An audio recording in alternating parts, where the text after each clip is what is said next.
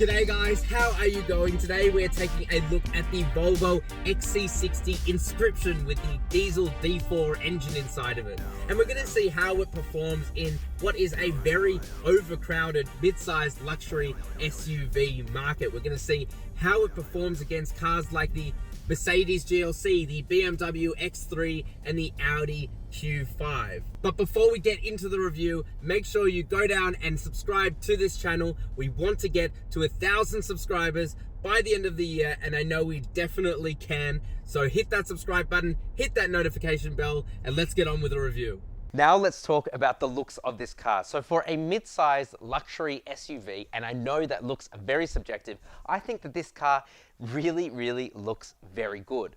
Something that makes it look good is the fact that it has just enough chrome on the front of the car to make the car look luxury, but not so luxury that it gets to the point of ostentatious. Another thing as well is that it does have a very big grille on it, but it's not too big, it's not too bold like some of its other luxury competitors, BMW. But otherwise, I really like the looks of this car, and let's delve deeper into the front of it.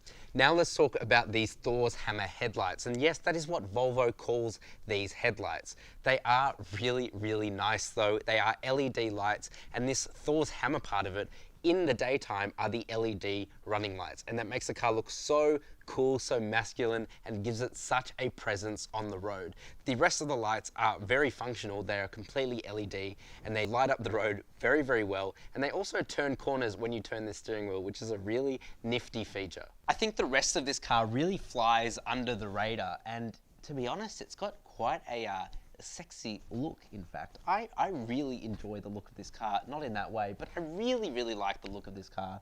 I think that the front does a better job than a lot of its competitors, which, if I'm being honest to you, are starting to look very similar. Volvo have done a really good job at keeping this car elegant and refined. Now, the side of this car, it is very Volvo looking, and to each their own. I'm not a huge fan of the side profile, but if you are, then you have good reason for it. It is still a very good looking car. It does get a little chrome thing down the bottom of there as well because it is the Inscription model. But I think my favorite thing about the side of this car are these 20-inch 8-spoke rims. I think they look really nice. They look really luxury. They're a perfect size. They're not too small and they're not too big. It's not like you're getting a Mercedes AMG with deep dish black rims on it that are 24 inches and just bloody huge. No. It looks really nice and it suits the character of this car being a luxury SUV. Now, the rear of the Volvo, I think, is one of the best looks in the entire industry. And let me explain why. Volvo have not changed their design language in one of the longest times of all car companies. Think about BMW, think about Mercedes. They have all changed in the rear of their looks, yet this is probably the most iconic and the most recognizable rear of any car in the entire industry. Yet they still somehow manage to keep making it look more modern and still make it look really beautiful. And when it's using its nighttime lights with the LEDs, that's when you really notice that this car has one of the most stunning looks of all SUVs in the entire industry. And for that reason, I think that the XC60 has one of the best rears in the entire mid-sized luxury SUV market at the moment. Now, we can't review a mid-sized luxury SUV without talking about the rear. So it is all automatic and it's all very well laid out in the back here. We do have a cargo net here which comes with the car. It's not an option, which is fantastic. We also have this parcel divider here which works really well. It actually feels really premium, though it actually is also quite heavy. We have a 12-volt socket there. We can raise and lower the back as well because this car has air suspension, so it's nice and soft and easy to pull your things out the back with no load lip either. I think the one thing about the back of this car though, my one gripe with the back of this car is that when you try and put down the back seats, they are electronic to fold down, not fold up, but when you put them down, it sounds like a child dying, as I will now demonstrate.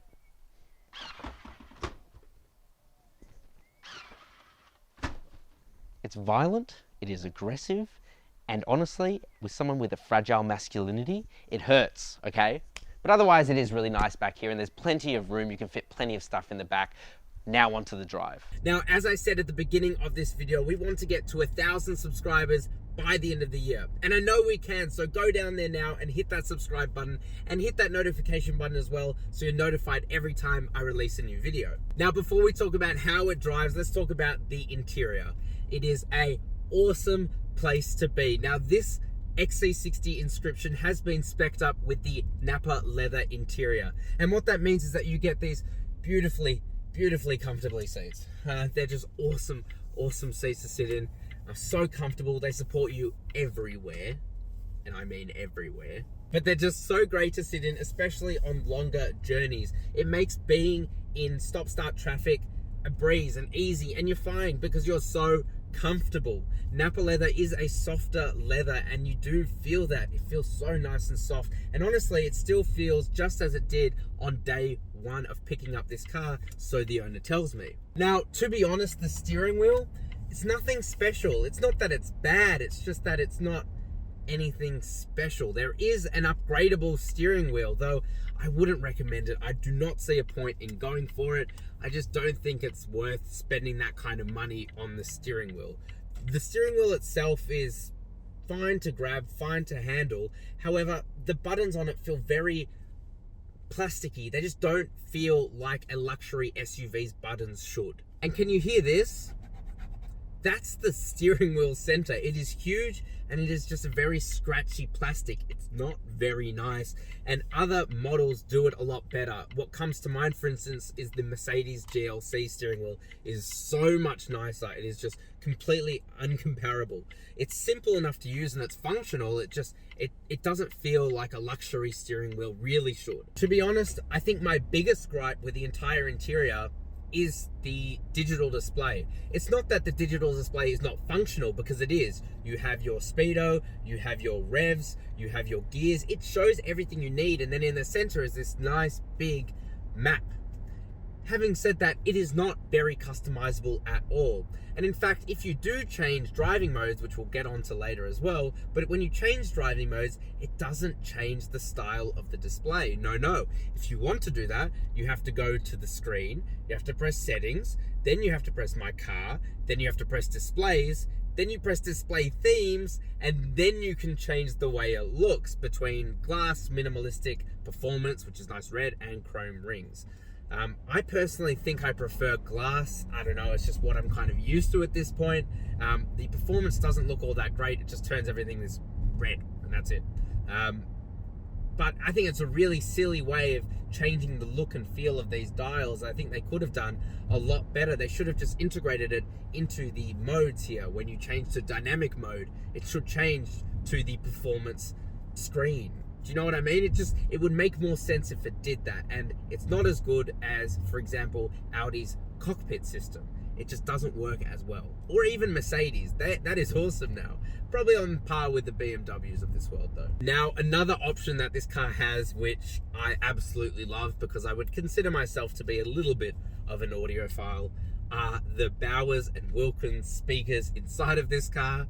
It is so unnecessary. Let me put it out there. It's unnecessary, but it makes the sound so good. This car has some of the best speakers I have ever heard. And yes, there's the Gothenburg mode, which you can put this car in, which makes the car into the sound stage of the Gothenburg Theatre in Sweden.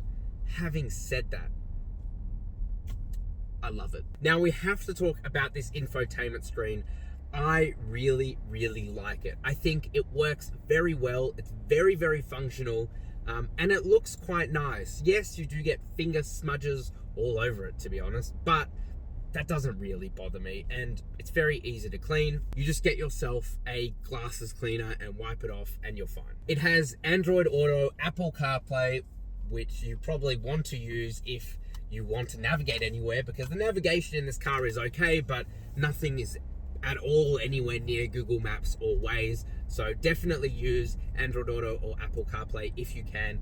Very simple. You just plug in your phone and you're good to go. Everything is big, everything is accessible. Probably the only bad thing about it is that the climate controls are within the infotainment screen. So if you want to change that, you have to take your eyes off the road and manage it down there. And it's just not the best system. It's not the safest system, which is odd for a car company that really has its call to fame for being probably the safest car company in the world at the moment. So in the infotainment screen, if we go to the left, we can access our apps. So you have most of your in-depth apps, things like your radio controls, your how you drive, your driver status, things like that. That's all in the left screen. In the center, we have our main kind of applications that we use, our radio, our navigation, our phone status, things like that.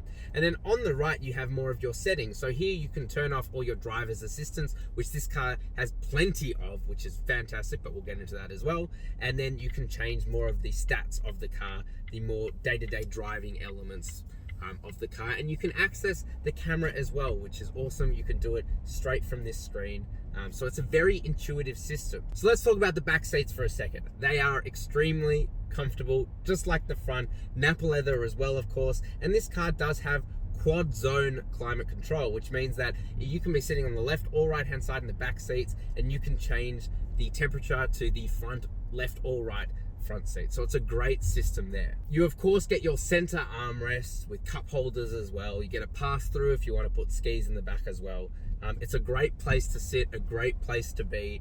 This whole car really does ooze luxury. Okay, so how does this car actually drive? Well, it drives like a cloud. This car does have the optional air suspension, as I said, and it is worth the investment. This is something you want in your XC60 because it makes a world of difference. It is just so comfortable. I love it to bits. Now, as I said as well, this car has the D4 diesel engine. This is an inline 4-cylinder twin turbo diesel engine, puts out about 140 kilowatts of power and 400 newton meters of torque, which is actually very respectable. And that will get this car to 0 to 60 miles per hour or 0 to 100 kilometers an hour in around about 8.4 seconds, which is not a speed demon, but it's also not very slow either. It's not actually the kilowatts of power that's pushing this car, it's the newton meters, it's the torque. And that torque is available from 1750 RPM. And that's actually quite low. And that means that when you put your foot down,